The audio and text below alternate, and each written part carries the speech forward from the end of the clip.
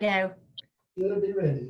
All right, we'll go ahead and start. And first on the agenda is public comments. I don't see anyone else on the call, so I'm not thinking we have any. No public comments.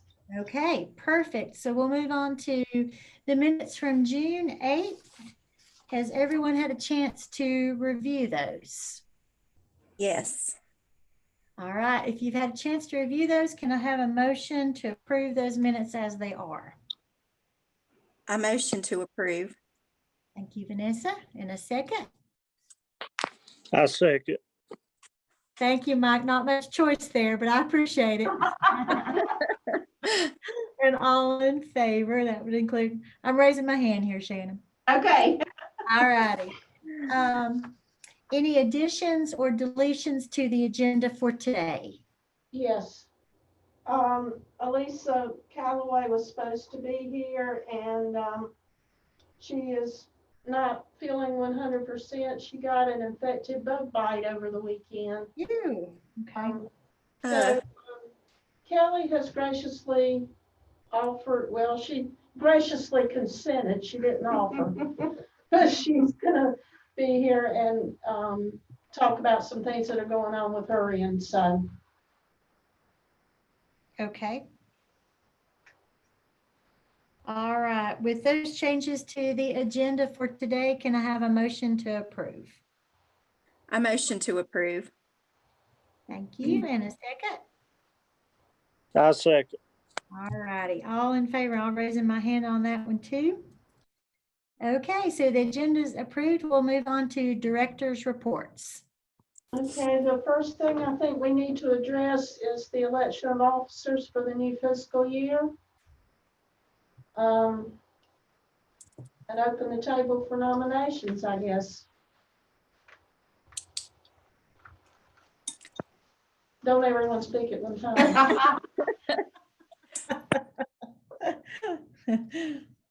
I nominate Eva for chair.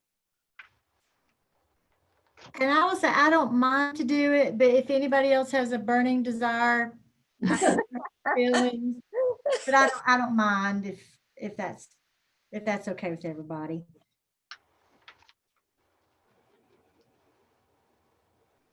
Well, and on that note, I would nominate Vanessa as the vice chair. That's fine. That's good.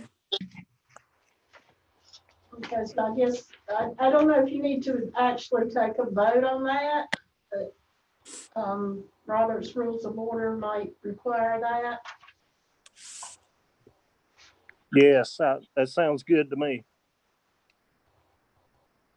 Okay. I thank you for being willing to serve. I thank you all for being willing to serve. And it's been a little strange this year, but hopefully we'll get back on track with that. Our budget updates, we did receive approval for the 2 positions that we asked for. We've not yet begun recruitment simply because of the strange conditions that we're in and things being as they are. Hopefully we can do that as soon as we get back to a more normal existence, but I'd like to thank the county commissioners and our board for your support in funding our agency for another year, and we appreciate everything you all do. So we have Kelly here, and I thought it would be a good idea for her to help walk us through how things are different now, how she and her staff are managing to serve the children of Avery County under the circumstances and the restrictions that we're currently working. And I thought I'd just kind of walk her through some of those things. So Kelly, tell us a little bit about the nature of the reports that you're getting as opposed to previously. So we're not seeing the amount of reports that we were seeing prior to COVID, which I believe is just the nature of things. Folks are not seeing the kids. The kids are not getting out as much. They're not in the school systems, they're not at daycares as much. So, and we depend on those folks a lot when, for information. The reports that we are getting are more serious. They're ending up going into in-home services more often. So we're not seeing as many, but what we are seeing is a longer term dealing with the family. And, a lot of your staff are working from home. Tell 'em how We it works. are, we've been concerned the whole time, because the way it works with COVID, or from my understanding, if one of, if somebody that you work closely with tests positive, then, the whole group would be quarantined. Well, we don't want our whole CPS staff quarantined to home and nobody being able to keep an eye on the kids. So we've got a rotation going where there's 2 of us in the office every day, 1 to take reports, 1 to go out if there's any emergency coming in, and then we still have our regular night call rotation. And we are still going out and doing home visits on new cases, making those initiations, making those face-to-face contacts. Some of the contacts, they're doing via video chat now that doesn't, put children at risk, like if it's a kids in temporary safety placement, or if it's a non-offending parent or a parent that doesn't live in the county, we're making contact that way as opposed to going to the home. Just to not have any unnecessary contact, as long as it's not, like I said, putting a child at risk. Those contacts are still being made face to face. And I hate these masks, y'all. I keep playing. Yeah, and court has the court schedule's been kind of funky, so that's Yeah, also a big change. court, we've done virtual court this, back in July. Well, actually, we did virtual court. We had regular court in June. We were up at the courthouse, and then there was a decision made that we would start doing virtual again. So we did virtual in July, and we're gonna do virtual court in August, which it goes pretty well. They get together prior to court, we have a meeting, and, the attorneys have already spoke to their clients, so we all kind of know how it's gonna go. And it's worked out pretty well. And, how about Kelly, as you know, is filling in for Raquel, who is on maternity leave. She had for those of you that may not know, she had a bouncing baby boy. Ooh. Yeah, and I think they call him Smoke. Call him Smoke. So we're very happy for her. She's kind of keeping her hand in, keeping in touch by email and phone. So that's working pretty well. But how are your foster care people doing? What are they doing? Foster care, they're still doing a lot of their visitations virtually. Contacts that need to be made in the home with children, like if a child is being returned to the parents in a trial home placement, those contacts are being made face to face. Like I said, we're trying to make any contacts that we feel like, we want to get a good picture of what's going on. Some of the in-home cases and some of the temporary safety placements that we're using, we'll do like a virtual walkthrough. They'll take their phone, they'll show us. We'll talk to the kids that way, but only if we feel like that, everything is fine and we're not concerned about the child in that residence, or if the child doesn't live in that residence. But foster care workers, they seem to be managing pretty well.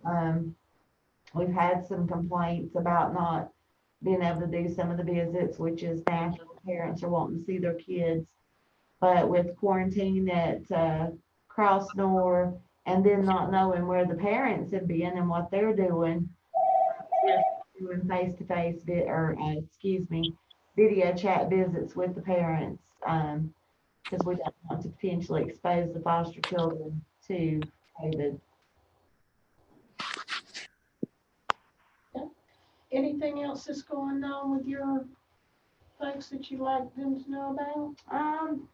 We've got one coming back from FMLA, one getting ready to go out on FMLA, so we're a little short-staffed, but we're looking forward to getting to utilize the new worker once we get to a place where we feel like that we can train her appropriately and get her in a good, we don't want to have her having to work from home. I don't think that really is gonna be possible with what we're wanting her to be able to do, so we're excited to be able to utilize that position and excited to get back to work, hopefully sooner rather than later, as far as in the office.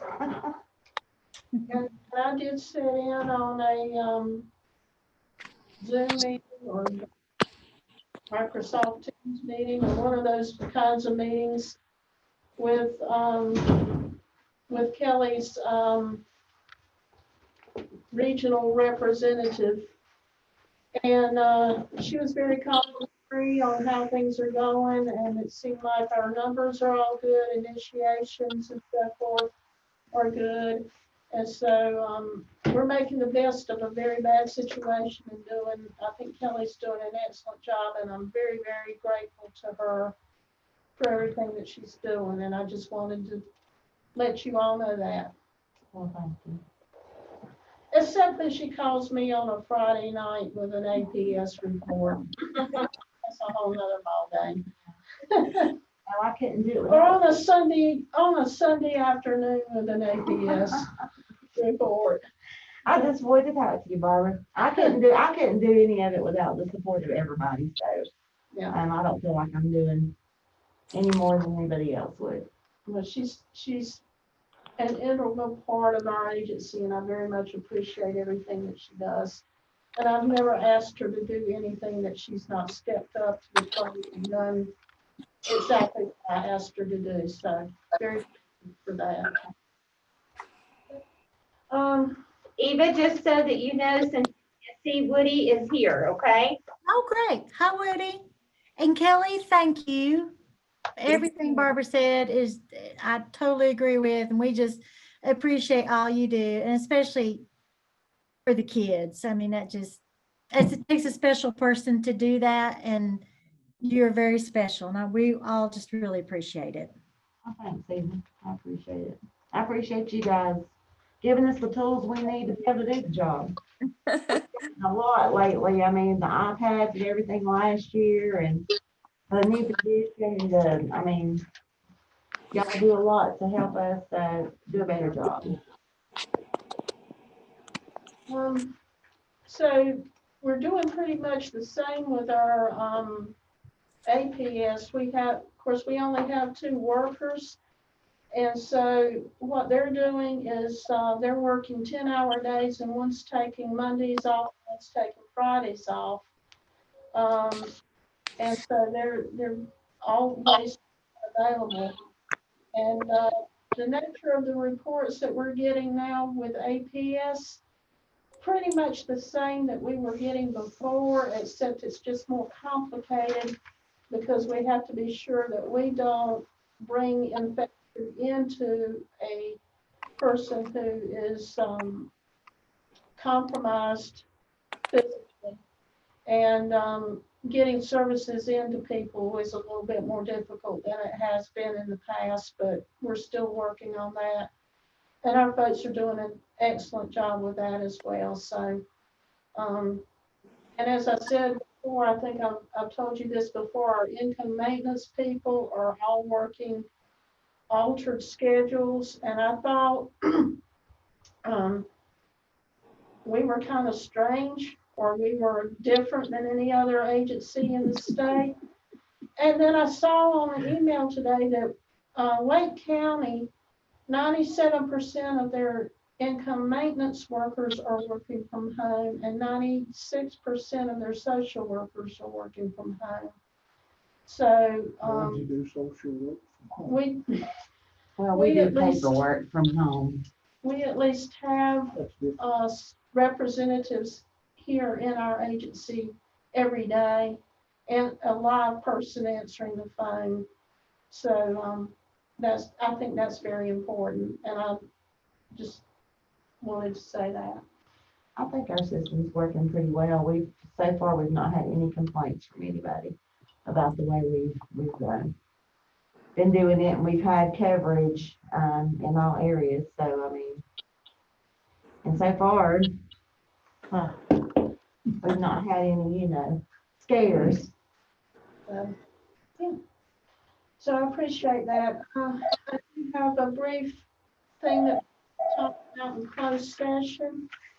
So, Like you to it leave. says Kelly has been here since 3:30 this morning. I think she can leave, and we tell her to go.